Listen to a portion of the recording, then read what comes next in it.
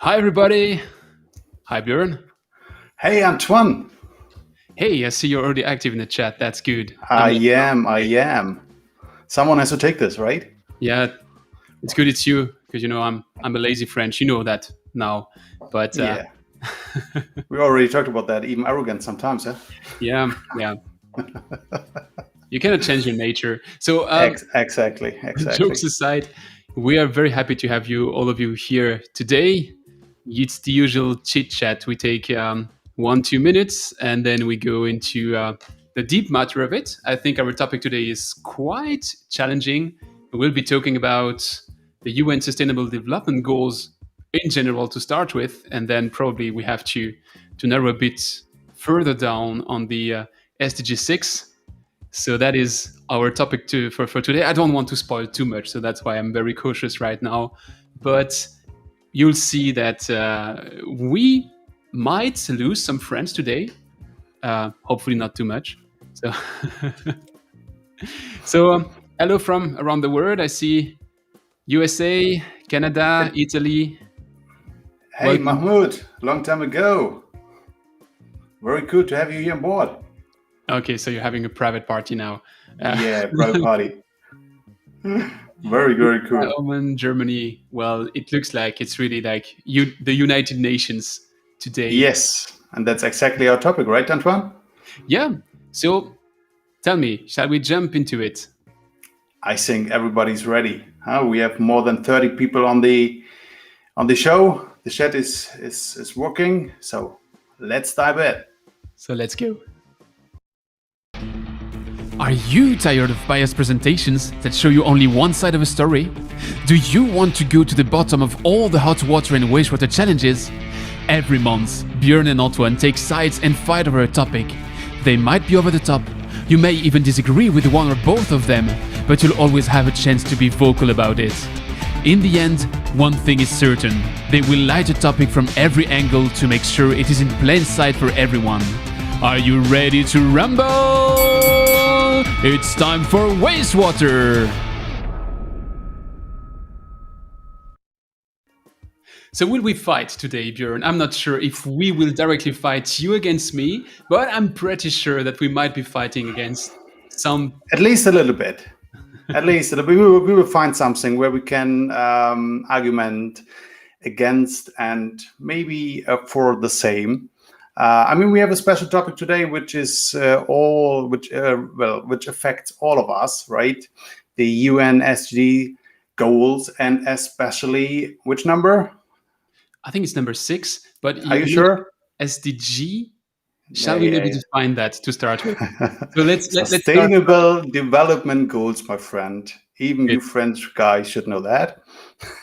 I was trying to make a smooth transition because we decided to open with a little video. So we'll have a look at the video to see what is this SDG, and then we take it from there. So let's go.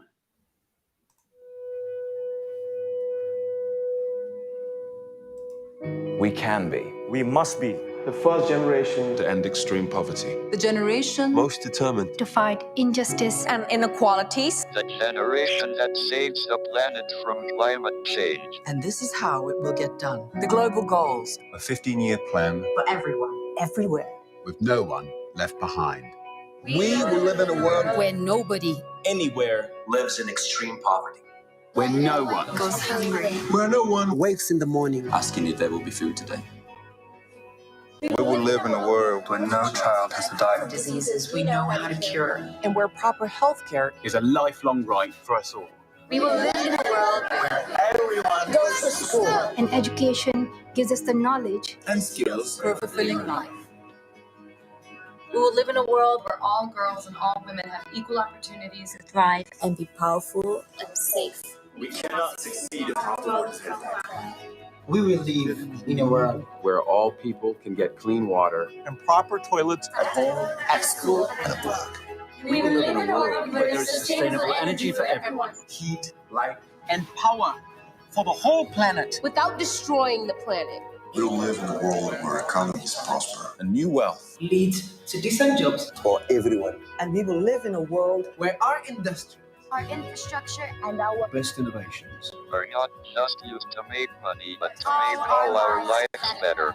We live in a world Where prejudices and extremes of inequality are defeated inside our countries and between different countries. where people live in cities and communities that are safe, progressive, and support everyone who lives there.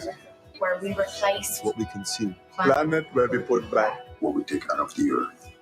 We live in a world that is decisively rolling back Threat climate change, where we restore and protect the life in our oceans and seas.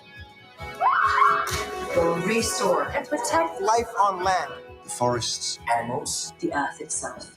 with peace between and inside countries. Where all governments are open. And answer to us for what they do at home and abroad. and the justice rules. with everyone equal before the law. Where all countries and we their people. work together. Partnerships of all kinds. To make these goals a reality. These are the United Nations global goals For sustainable development. Let's get to work.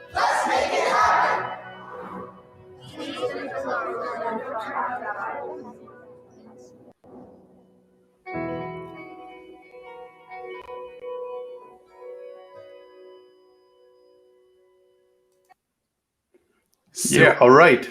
I think the message in the end was very clear. Let's get to work, right? So today's topic, we picked one SDG, which is number 6, and the number 6 means one thing: ensuring availability and sustainability, a management of water and sanitation for all until 2030. That is the goal for Goal 6. And today we would like to talk about what does it mean for our water industry? What does it mean for the responsibility we may have? What does it mean really? Is funding enough? And what to fund, right? And we want to give also some examples from the industry which doing good things to support that we reach Goal 6 by 2030. But I'm not sure that we will reach, but this maybe can answer now Antoine. Well, I'm pretty sure that we will not. I'm spoiling here the result. The thing is that Sustainable Development Goals didn't happen in a vacuum. It was built on the Millennium Development Goals that were supposed by 2015 to reach an improved level of sanitation and improved level of drinking water everywhere in the world. But it turned out that by 2015, those Millennium Development Goals were not reached.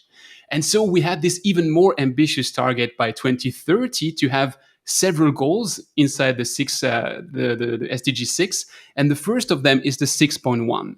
And this 6.1 is all about drinking water. So let's take that first one. And if you look the path where we're in 2021, and that goal was set up in 2015. So we are 6 years in. And when we look the trajectory, so where we are landing, we see that 17% of the countries are in line with achieving that goal.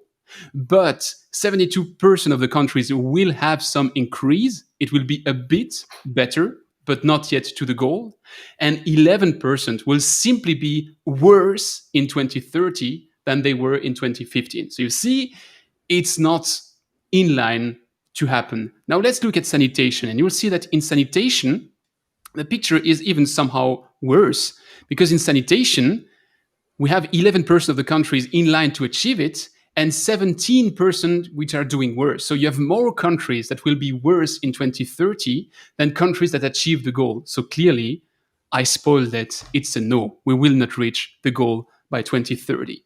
And why does that happen? And I imagine you, Björn, raising me that question. Why does that happen? And there's a simple rule to that. It's when you don't put the money where your mouth is, well, usually things don't happen. And if we were to achieve those goals by 2030, we would need $43 billion per year of investment in water, so drinking water for all, and we would need $69 billion a year in sanitation. So if you take that, that's what we would need. But what we really spend for those two together worldwide is 16 billion. That means that we have a 7 factor between what we spend and what we should spend to achieve it. How can we correct that? Well, I was preparing three options. Let's call it three paths to victory. The first is very simple. Let's say we don't have enough money. Well, guess what? Let's have more money. That's beautiful, because if we do that, for sure it's going to work. But the problem is that money isn't really coming from the trees and doesn't happen by magic. So I'd say that that's nice, but not possible.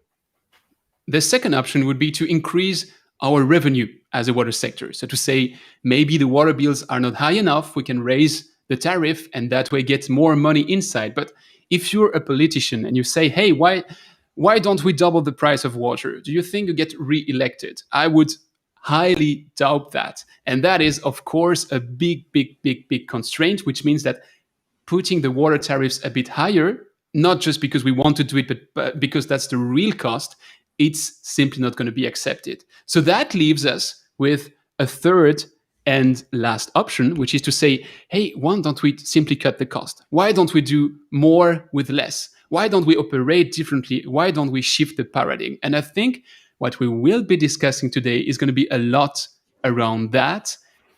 I brought it back to SDG 6. Björn, do you have solutions for us?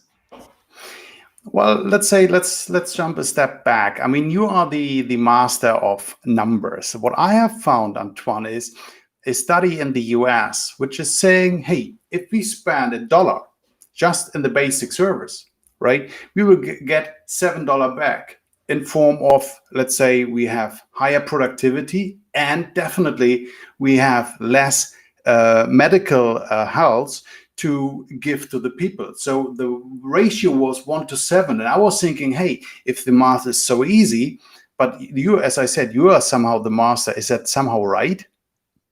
So absolutely, you're fully right. The figure you're referring to, there are several studies. You have the World Health Organization that had a look at how much does it cost to take a life. I mean, that sounds terrible, but it is a way to calculate it. How much does it cost if someone is too sick to work? How much does it cost if you have to take 60 minutes a day to go look for water? You're not doing something else. And if you take all of those together, you have this 7-to-1 from some studies, or they say 4-to-1. I mean, the lowest number I've seen is 4-to-1. And the highest I've seen is really a study that was done on the sub-Saharan area.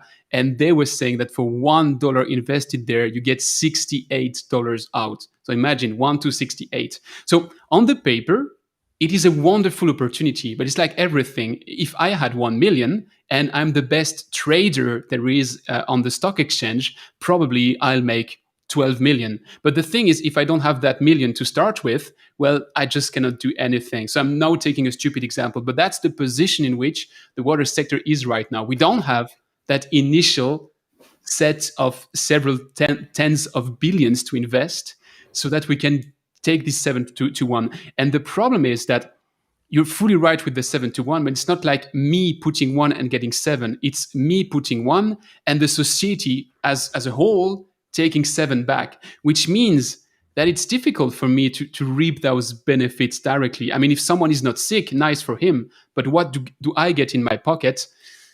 It's difficult to translate directly. I'm sorry, because what I'm saying now is really a weird way to present it, but that's the reality of the things. So let's say before we come to, I would not call it solution, but let's say our ideas, let's put a little bit the finger into the ground, right? I mean, we have the responsibility for our industry. I mean, we are, Antoine and I, we stand here with you guys from the audience. We are from the water industry. So isn't it our responsibility to take maybe a deeper look, especially into SDG 6? But let's say, let's do this for a moment, right? The issue I have found is that it is used in a different, or let's say wrong way. A small example in the beginning. We have talked about SDG 6, so that means there are other goals as well. And take number 2, which means zero hunger. I don't know any supermarket who's claiming that they achieving number 2 due to the fact that they are selling food. But exactly this is the argument of many water companies in our industry who are saying, hey, we are achieving number 6 due to the fact that we are in the water industry, that we are building system, we have a pump which comes to a system which is treating water or wastewater.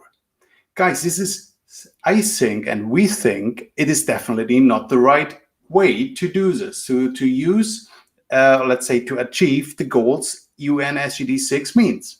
I mean, there are some sub goals, and I would like to jump a little bit into the sub goals. I mean, Antoine mentioned the first two of them. I mean, to achieve access to safe and affordable drinking water, to access to sanitation for all, also to improve water quality worldwide, reduce water scarcity, implement integration water resources management, and protect and restore water-connected ecosystems. So the big question I have, or let's say the elephant which is actually in the room, why is the water industry, or why are so many companies are just claiming without doing anything? Is it because of the people? I was thinking to myself, I said, no, the people, the employees know very well what the company is doing and what not. So it is definitely not for them. But there's a different, I call it stakeholder for each and every company, which are the finance investors. So each finance brochure I have seen over the last months and years from several water companies, they are claiming the SDG 6, even if they don't do anything. So they do this for the finance investors. I mean, I could name a few companies, which I don't want, right, for the moment, which are doing this. I think this is not fair. But the point is... But can you blame them for doing that? No. Can you blame them to try to have their investors helping them in achieving it? So maybe they're not doing anything today because they don't have access to that money. But if the finance guys start to like what they do, maybe they can achieve a bit more. You see, it's a bit of no. But let's say if I say I do this and I don't do this to get the money to do this, I think it's not the right approach. Right? You should be very clear in your argumentation where you are and where do you want to go. So that means if you have the goal that you say, hey, I want to build 1 million equivalent in wastewater treatment plants to protect our rivers, you have to name that. And you can't say, hey, I claim actually SDG 6 to get some more money out from the investors. Right? But the point is here, Antoine, I mean, we as industry, we have all the technology, we have the knowledge to really solve the global issue. So why don't we act as a role model for other industries? That is the question I have. So, not sure that you have an answer. No, there's many things in what you just said. But right before we dive a bit deeper, I'd like to take the comment from Arne before we move on, because I think that one will not come back in the discussion. So let's take it now. Because it's a very valid point. I think that reacts to what I was saying about the price. It is true that water is a human right. And if you look at the human right in total, it says that the human right is for affordable water. So we have the right as humans for affordable water. Now the full question is, what is affordable? What does affordable mean? And there were several studies which were conducted to say what is affordable.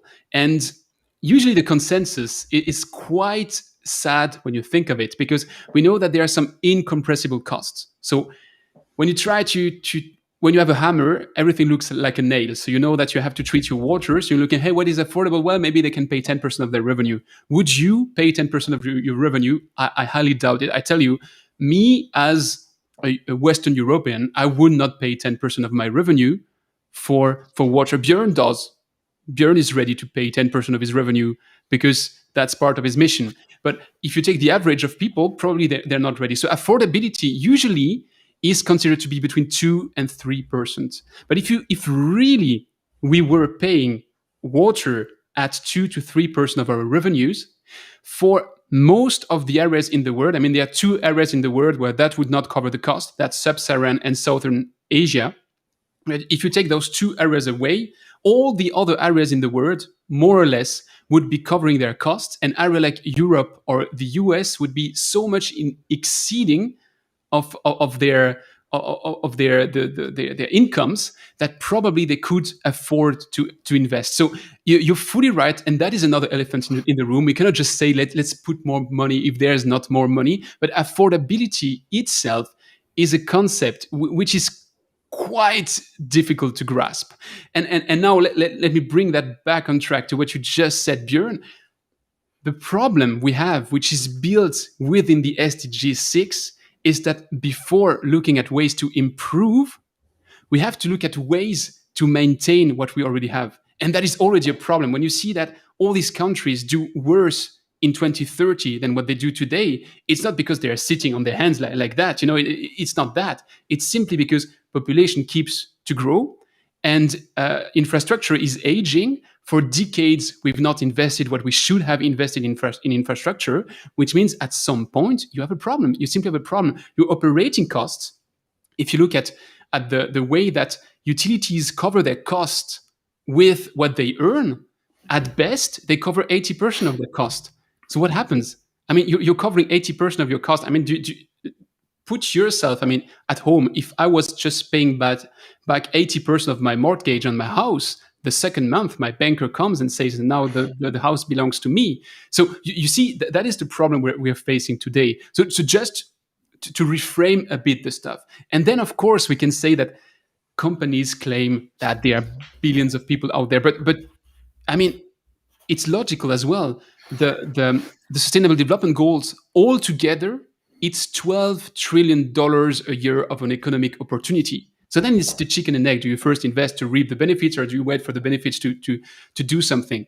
I agree with you. We should be proactive, but it's 10% of the world's economy that we can create almost from scratch if we do good. It's not like being the devil guy and smoking some cigars. It's about doing good and growing the economy, the world's economy, from 10%. What's wrong with that? And still, we don't have aliens that we can take money from that would lend us some money to do it. So, yeah, it's quite a tricky equation. But before we coming to the industry, and I would like to highlight two examples I really found. I would like to come back, and even Rick was a little bit mentioning the question in the chat is, and what about the tariffs? What about the tariffs? You already said in your introduction, well, doesn't really work. The question is, or let's say the other question, I couldn't find an answer so far over the last years I'm in the water industry, is why do we in rich water countries like Germany, like France, like UK, we are full of water, right? Unfortunately we haven't that really seen some weeks ago. Why do we pay the highest tariffs?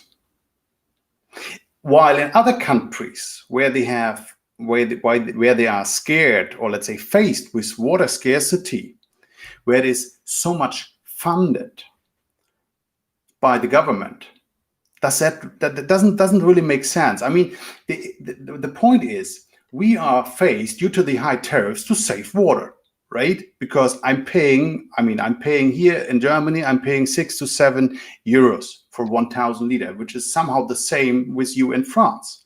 But I know countries where it is subsidized by the governments, where they pay less than $1.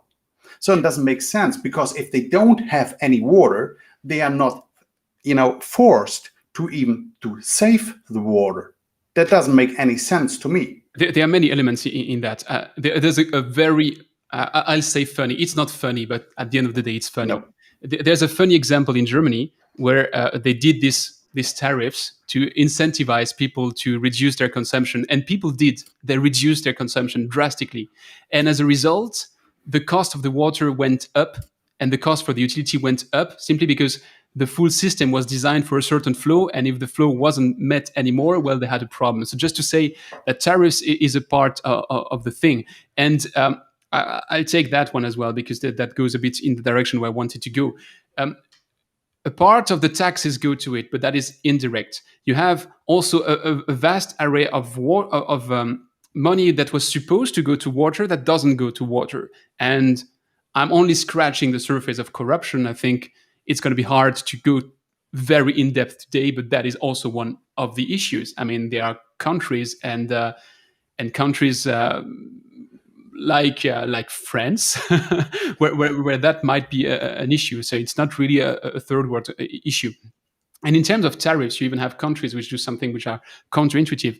I'm sorry for the US guys in the chat, but I think the US are today one of the few countries that have this reverse tariff of water, that if you consume more, it's going to cost less. So that is for sure not the right message to send. But there are also studies, because it's not only about people and the money that they spend. It's also about how many non-revenue water do you have in your system? How many water are you wasting? Because if you waste water, how can you tell to people, hey, you should be more careful with your showers if you're already losing like 20% of your water on your network? So it's a full circle.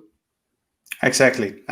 I mean, I think we will not find the answer right now with a terrorist, but it's a very interesting. And even Pompeia said that, I mean, she's living in Bahrain, that even there the water price, and I know this from the surrounding countries there as well, are very, very, very cheap, right? So because it's subsidized by the government. But I don't want to lose too much time here in this topic. I would like to jump back a little bit to our industry, right?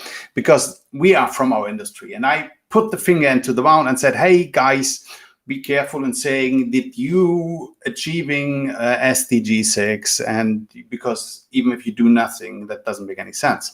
So, but I would like to put two lighthouse companies, or let's say the first example I would give is from a company we all know. Give me a second, I forgot to share the screen. It's from a company we all know, which was a little bit in the spotlight over the last months due to the fact that Suez belongs now to Veolia, right? Veolia purchased them. But what I found is a little... Say again? Not yet. Not yet, but anyway, it's almost done.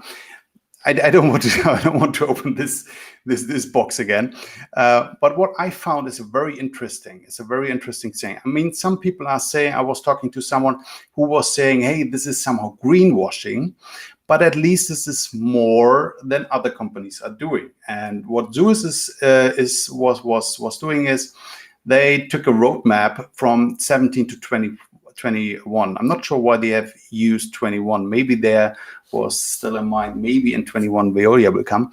But anyway, I would like to go in because what they did is they defined actions to achieve somehow the goals, right? And this was a pretty interesting bit because you can't find many companies who really define goals to achieve the SDG 6. So if we go here in, for instance, this is the opener and a little bit some text, blah, blah, blah. You can see here all the goals, all the actions they have for all the UN SDG goals, right? I mean, I'm just concentrating on number 6. So let's find number 6 and the things they do. Here it is. You will find that one of their objectives is systematically offer to our customers plans of resilience to the effect of climate change, whatever that means. I mean, there's a lot of room for, what does that mean? But at least there's something. Promote the different usages of water by multiplying by 3 our alternative water production capacity by 2030. So this is definitely a goal, right? So they want to multiply their alternative water productions. So, and moreover, they are saying, hey, we want to save from 17 to 21, we want to save the equivalent of water consumption of a city of more than 2 million inhabitants. So at least that is something what you can achieve. And even if you go here, this comes a little bit for achieve a ratio of 2 tons of waste for reuse, every ton of waste that is disposed of. And even further, I have to address the elephant in the room here, and I have to be the devil's advocate. I would love that. You're saying the greenwasher, right? Yeah, I'm sure Suez does that with the best intention in the world. I'm not judging their intentions, really not. Don't take me wrong, but yeah, Suez has shareholders. Suez has to give results to the stock exchange. Correct. Would they do that if they were losing money on doing it? I doubt it. The reason why I'm highlighting that is that when you look at these initiatives, usually there are 2 types of initiatives. The ones which are supported by development banks or by NGOs. So those are the shiny elements. It's not necessarily helping on the long run, or not to the scale that would be needed to achieve it. And then you have also a fact, which is when you have utilities whatever part of the world which have a good way to make people pay the bills, that everybody is concerned about it, that creates a virtuous circle. And then companies are ready to invest there because it's a low risk and they know it's going to work. So I'm not saying that should be avoided. And I'm not saying that Suez is doing that with bad intentions, really not. But that is not solving the problem. I mean, I agree with you. All I'm saying is, dear Mr. Antoine, that at least they do something to go into the right direction. And is one of the few companies only who have put some objectives into a plan and they measure this, right? Even if these are very soft objectives. But I will come. Let me finish, and maybe the last one, especially the last one, we can discuss. So what else that I found here? It was a little bit even more. The air emission doesn't count. We are the water industry. So, but here, increase the capacity of wastewater treatment plants equipped with a system to treat microplastic. Do you know what that is, Antoine? To 1 million population equivalent. So this is especially. Suez, even if Suez doing this, if they equip 1 million equivalent, they earn money with that because that's the nature of the business and they have to do this, right? But at least it helps a little bit. Björn, that is a nice. No. Let me quote you the word. No. Let me finish that. We don't have the Joker card today. One sentence from the World Bank. The World Bank wrote, private finance is almost non-existent in the water and sanitation infrastructure spending. So whatever they write here, and not Suez specifically, but whatever a private company writes here is not happening on its own. It's happening if it's maybe a private-public partnership, maybe a design-build-operate contract, maybe a state program, but not because you put a goal in your brochure. That is exactly what you were starting with. You were starting by saying, we do that for investors. Yes, exactly. They do that for investors. And they're right to do it. And again, here's my French friend. Here's my French friend who is always stopping me before I coming to the real point. They also allocating 4 million a year to the Suez Initiative Fund. And every year they support more than 30 projects dedicated to improve access to essential services in countries with the greatest need. And I read the report from 2020. So this is the latest one from last year. And based on that report, Suez supported in total 6.2 million people, mostly in Africa, with selected water and wastewater projects. So definitely they did something. Okay. I think that's where we disagree, Björn, because I'm not saying that this is bad. I would be a terrible person if I was saying that. But do you know John Elkington? Unfortunately not. John Elkington is the guy that theorized the concept of sustainable development. He was the guy that coined the sentence and that builds this triple bottom. So is that a new book you read already? No, no. I'm coming to that later. But John Elkington did this triple bottom, which is economy, social, environmental. And he said that sustainable development is when you use those three pillars, you build them together, and that is what gives you sustainability on the long run. If you want to have a deep dive, it's not a book. You shall listen to my interview with Alice Schmidt and Claudia Winkler. But I'm closing here the promotion part. What I wanted to say with that is that that book must be something like 20 years ago that he created the concept, roughly speaking. John Elkington, 2 years ago, wrote an article in the Harvard Business Review saying that exactly like industrials, when they create something that fails, they do a product recall. He's making a recall on his sustainable development concept. He's recalling the concept. He's saying, stop, wait, it's defective, forget about it, that doesn't exist anymore, I take it back. And the reason why he said that is that he noticed how companies were using sustainable development as an excuse to saying, we keep doing business as usual, and then we put a little bit of social here, and then we put a little bit of environmental there, and then we say triple bottom. And it's not triple bottom. Triple bottom is all about finding a problem, a societal problem, solving that problem societally, solving the climate change, solving access to water, and getting a reward out of it as a byproduct, and that reward is business. But business has to move out from the center. So when I'm sorry, all my lights start to tinkle when I hear you saying, "Hey, investing some millions to do this, wonderful." I'm not doing that; they're doing it, so they're much better persons than I am. But compared to the size of Suez, investing some millions is not what the government would do. Is not what the country would do. I mean, I'm just putting things in context. Okay, so that means microplastic is not a related issue we should solve. You don't think so?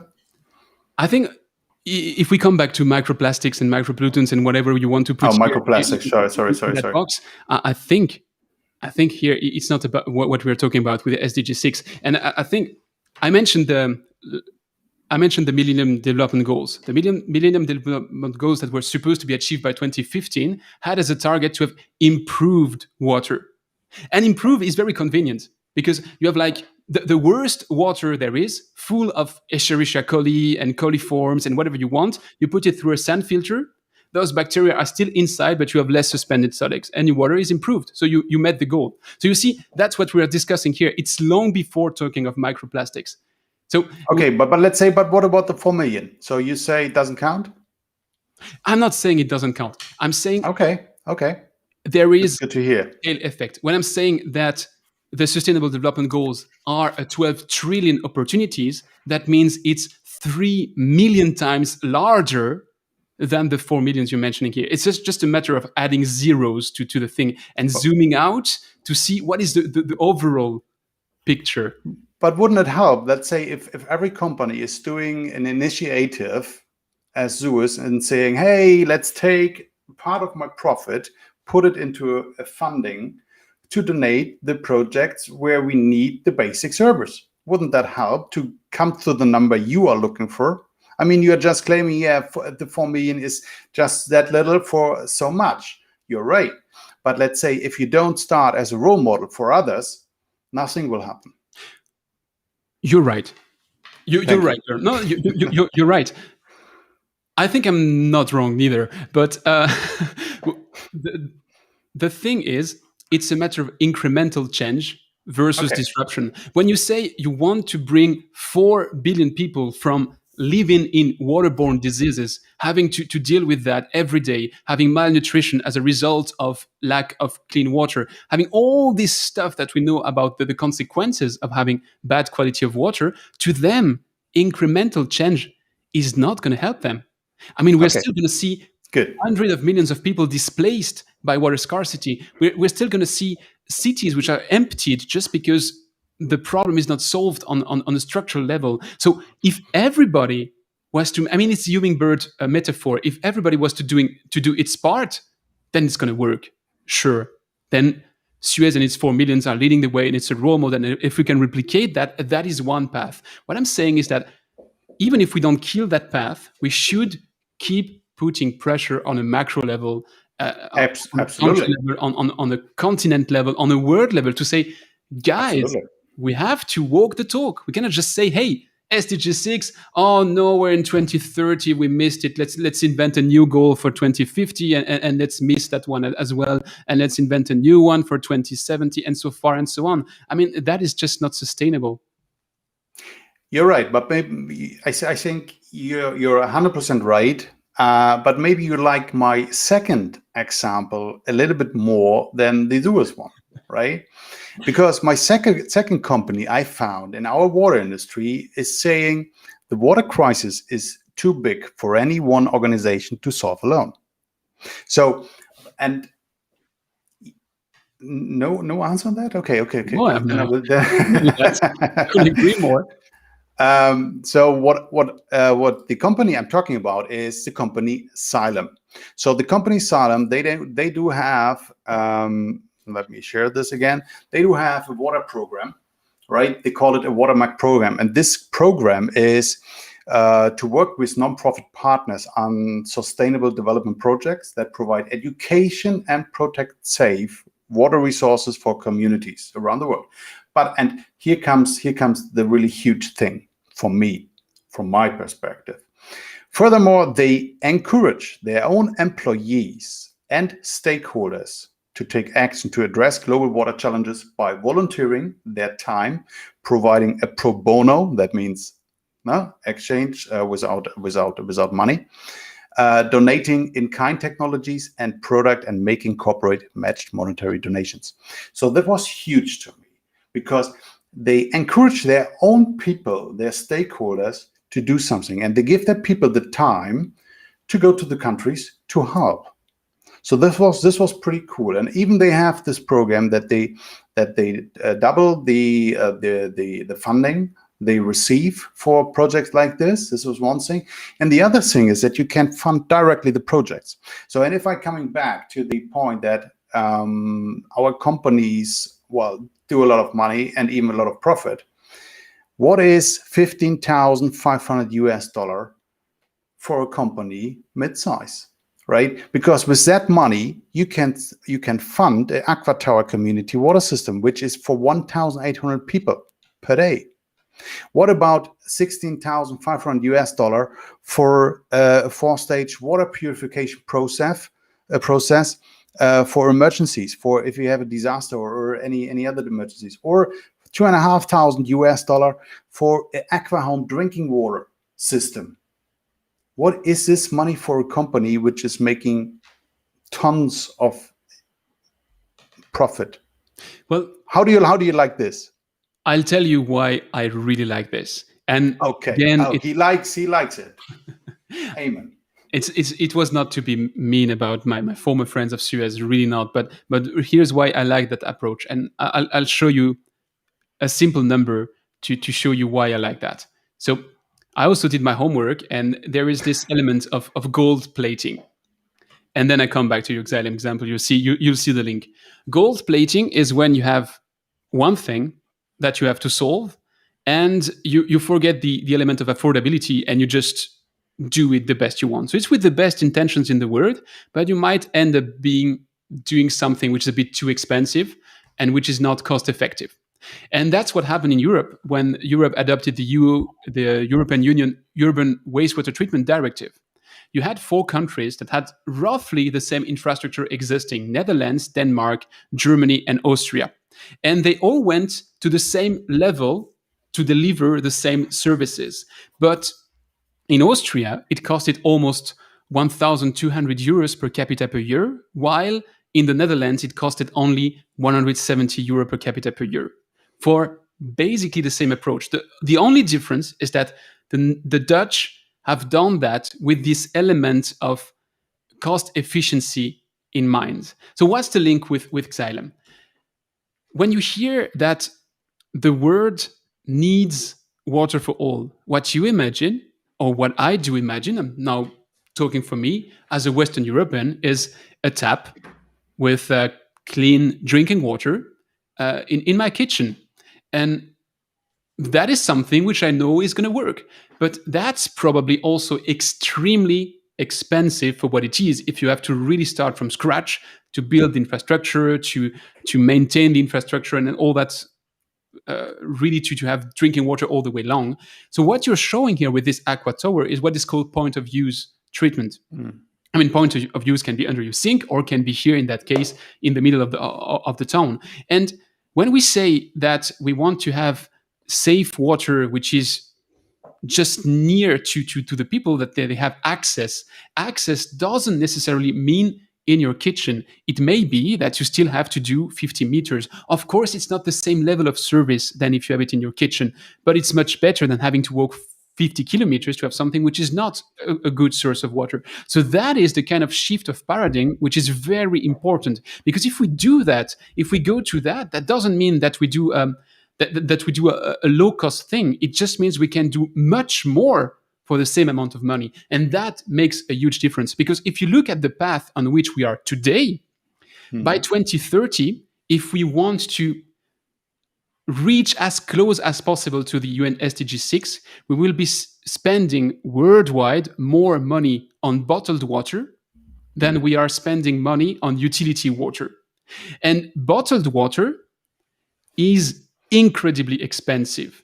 bottled water is about 10 times more expensive per liter than what you show here with your aquatower from Xylem or any kind of similar technology that you see, which is doing point of use treatment. So if we go to point of use, that doesn't mean that we do hey cheap and it's bad. It means that we can do 10 times more for the same amount of money, and we know that we're not going to receive that gold plate in every country in the world that we can do anything. So here, Björn, bravo. You underlined a very cool initiative, and that is really something which goes in the right direction, in my very, very, very humble opinion. That's a very cool thing, because at first time I see that you are fighting with passion for something, right? So, and that you say that you are saying that I'm totally right, that I'm saying totally right.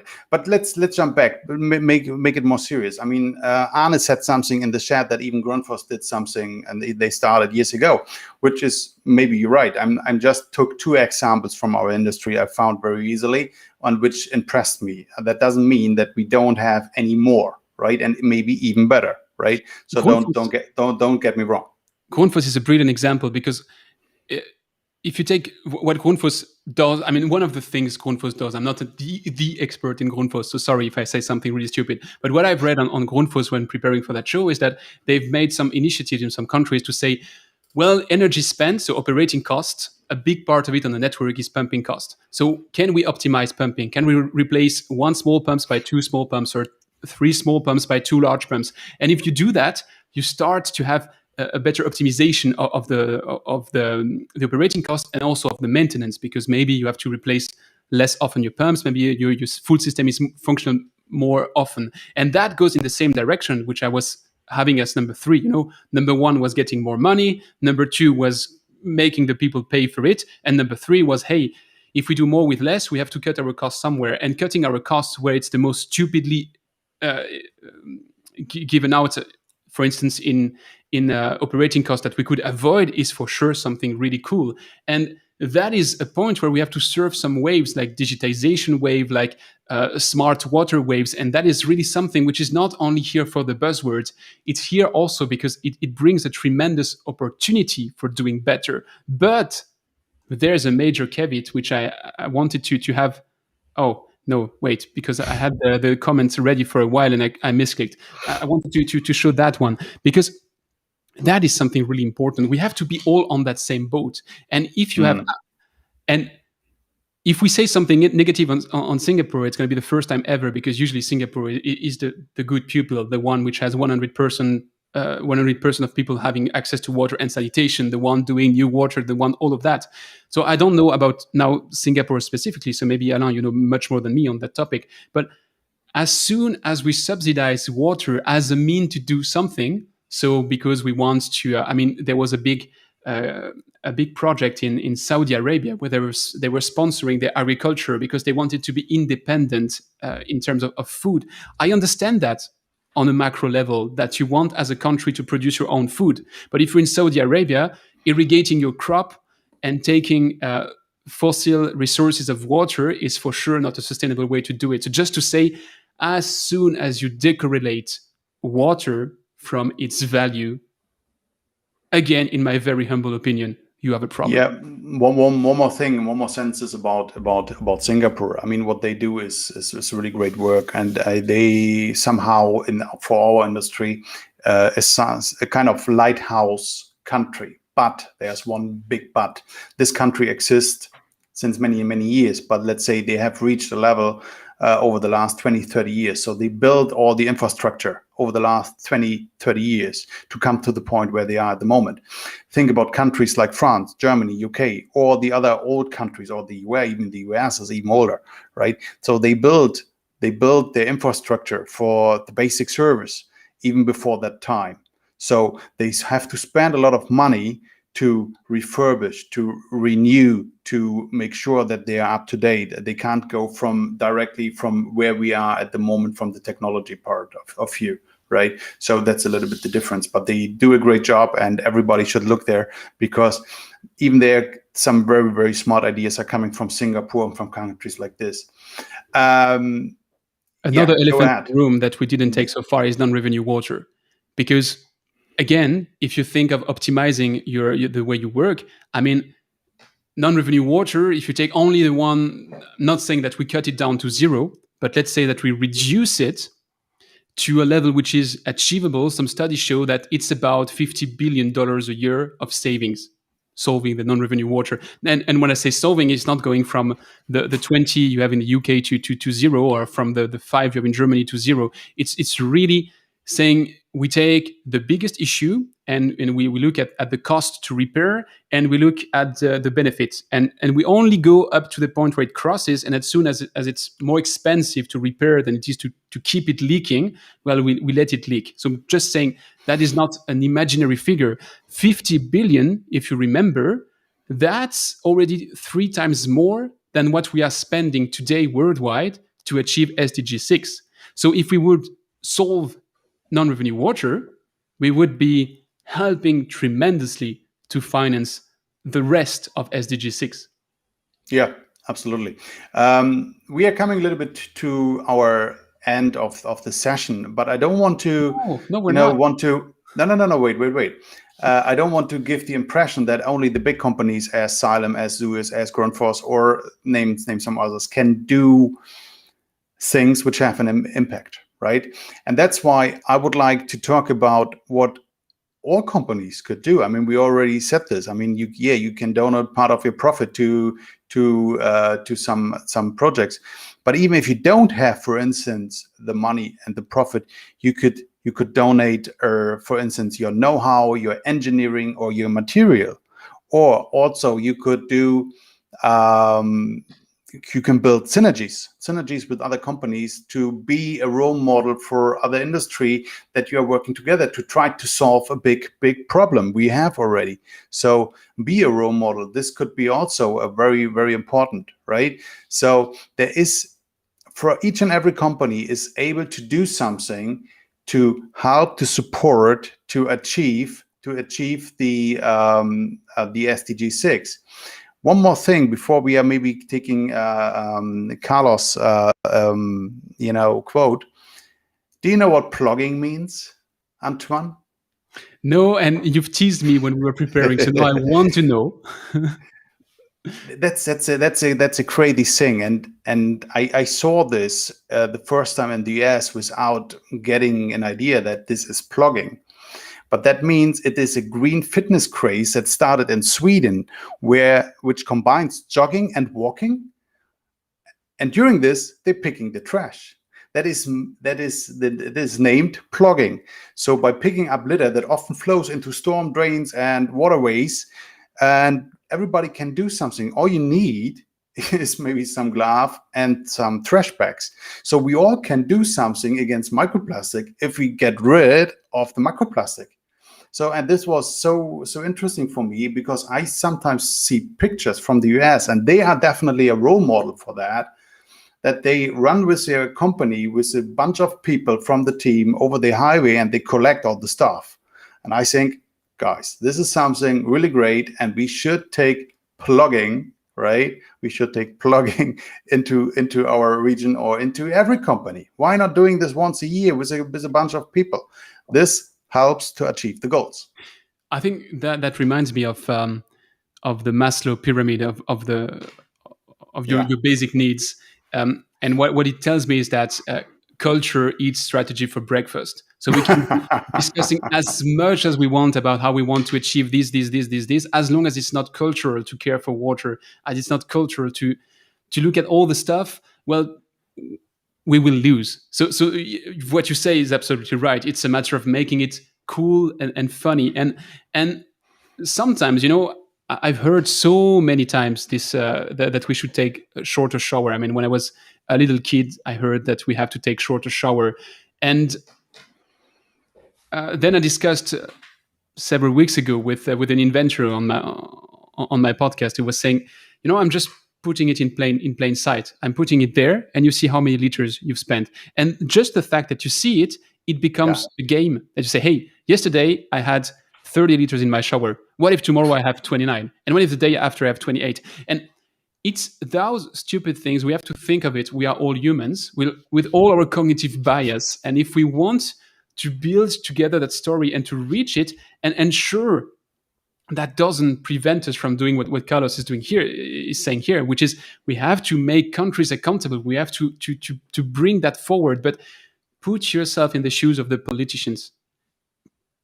If you want to convince them, if you want them to take the torch, you need to have the start of a movement in the population. If we don't initiate that, if we don't tell the right stories, if we don't show the right role models, to take your very valid point, Björn, then it's simply not going to happen. I would love to see it happen, but I think that's the other sentence we had when we were preparing for that show. It's the Einstein sentence. If you keep doing stupid things, you keep getting stupid results. We have to change the way we address it, and that might be shifting the paradigm with point of use treatment. That might be changing the way we approach it. That might be finding in our own pockets the money we need to cover for the cost of the water sector. But that is really, really the thing which is on our table. And if you know, I mean, the example with the shower was great because we see it every day. If we go with our car somewhere, we see the sign how fast we are driving, and there are studies who have proven that this works, that the people drive slower. And so it's the same with the shower. So great example. Anyway, are we coming the last 4 minutes to our last section, Antoine? I could do 2 more hours, but I'm with the German guys who have to keep the schedule on track. So let's go to our closing Yes, you have section. to be.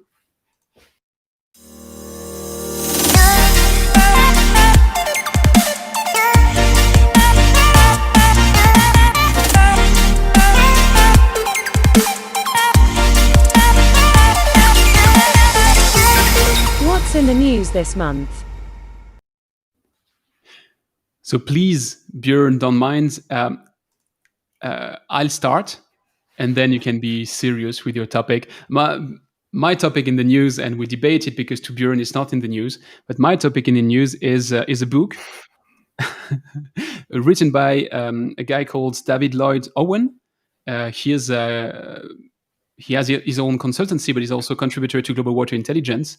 And I don't have it in physical form next to me. I've ordered it, but it's not yet arrived. So I have it here on my Kindle. And if you like the content that we've shared today, I mean, if you like to dive a bit deeper in the topic, he's really addressing all of that, and he has like plenty of examples showing what's wrong, what's right, what's the path to success, how to do it. And he has a very interesting point on saying that let's not lie to ourselves. Let's not say that we're going to achieve SDG 6 by 2030. It's not happening. But let's make everything together so that we achieve it by 2050. So read it and then come to me and tell me what you thought about it. And now, Björn, you can be talking about something else in the book. Sorry for that. Yeah, the issue is always, I mean, the section means what was in the news, which was related to the water industry, and you're coming with a book. The question I already have is, I mean, what is the action you're taking out of the book? But I mean, this is another episode. Yeah, I mean, what was really in the news, what really affects us from the water industry? I mean, there was just one topic, right? The 2021 European floods. And since 12th July 2021, several European countries have been affected by floods. Some were catastrophic, caused deaths and widespread damage. So it was a horrible situation. The flood started already in UK, and flash floods causing some property damages and inconvenience. Later floods affected several rivers basins across northern and central Europe, and including Austria, Belgium, Croatia, Germany, Luxembourg, Netherlands, Switzerland, Italy. At least 230 people died in the floods, which is an incredible number, right? Inside just 24 hours, with a focus on the 14th of July, more than 150 liters per square meter fell in some places. The German weather services was saying, okay, the return period of such an event is most probably 100 years, more likely 1,000 years. Yeah, and the critics we already had was a warning system which didn't work really, especially not in Germany. The evacuations didn't really work well. So this was really in the news, and maybe it's a teaser for our next episode, because I know that we are trying a little bit to domestic the nature, really, right, Antoine? I know that is a topic, and that you have a popular family member which is an expert in this topic. I was going to say exactly that. I think we will not be able to debate that in the half a minute which is left to today, but that might be a topic for tomorrow, because it is something. I mean, when I started walking, the first thing I went was visiting some floods with my father. So I think it's the kind of thing which is quite close to my heart. But if that is of interest for you as well, for the people watching this, just let us know. And I think both Björn and me would be very happy to make a deep dive on that topic. I think the elements that we would be discussing here would be how sometimes, and we are both engineers, when you're an engineer, you can be a bit arrogant and think that you can be stronger than nature. And when you get events like the one we see this summer, well, you get reminded that you're not stronger than nature, and that it makes about sense to think how to work with nature, how to imitate what nature has spent millions of years of R&D to develop. And I think that's the kind of thing which would for sure make for another episode, where it would be very hard to pack everything within 1 hour.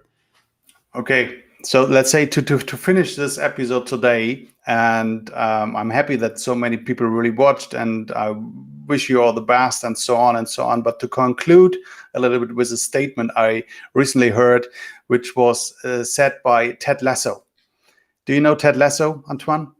It's a TV show, right? It's a TV show. He's a football trainer in UK from the US, and he was saying to one of his player, or he asking him, which animal is the happiest in the world? And the answer is the goldfish, because it's got a 10-second memory. So let's make sure that we are not goldfish and forgot about the needed action to achieve the goals. Well, that's a perfect conclusion, Björn. I won't be able to do any better. So let's close on that one. Thanks, everyone, for having been with us in the past hour. If you want to take on the discussion, we can continue the discussion over LinkedIn whenever you want. And see you next month. Take care. Bye-bye, guys. Thank you. Bye, Björn.